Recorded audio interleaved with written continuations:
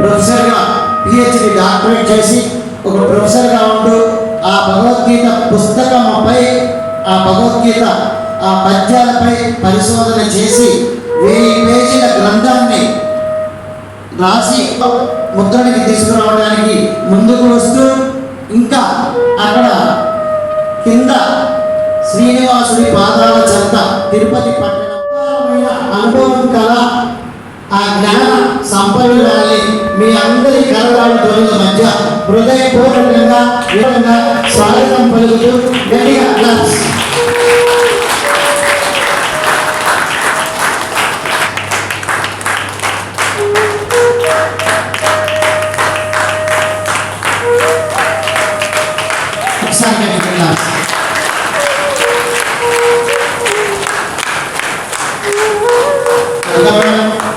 వినయపూర్వకంగా ఈ యొక్క మా గుంటూరు ధ్యానులందరికీ కూడా మీ యొక్క ఆధ్యాత్మిక జ్ఞానాన్ని ఆ భగవద్గీత మీరు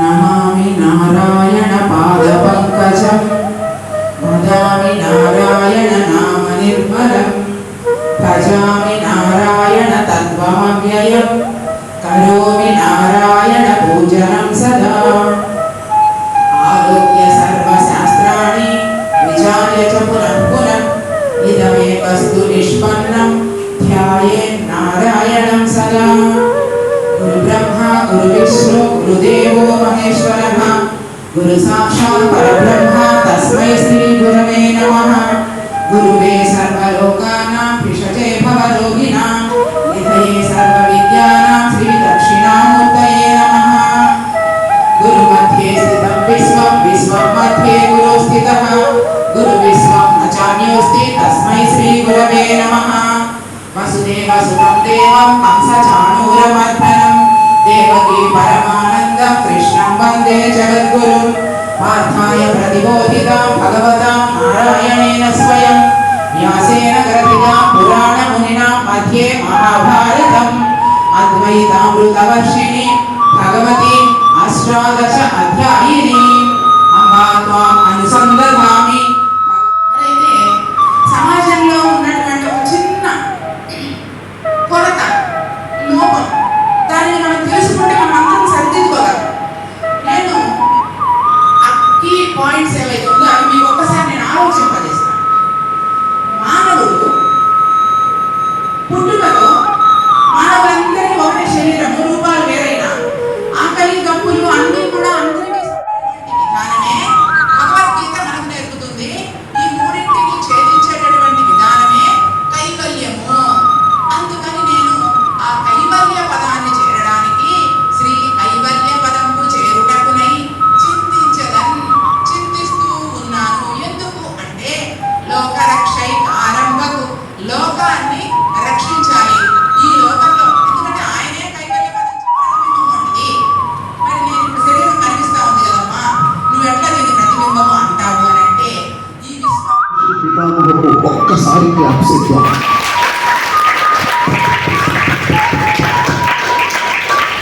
ఎందుకంటే వారి పాదరేణువే ఇవాళ పరమ గురువుగా అవతరించింది. అది మనం సాక్షిభూతం. ఒకే ఒక్క శ్లోకం. ఎవరిగా పరమ గురువులు అవుతారు అంటే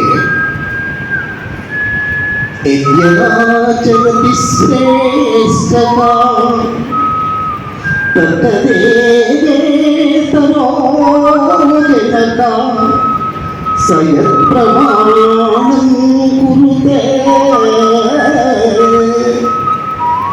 లోక సర్వర్తతే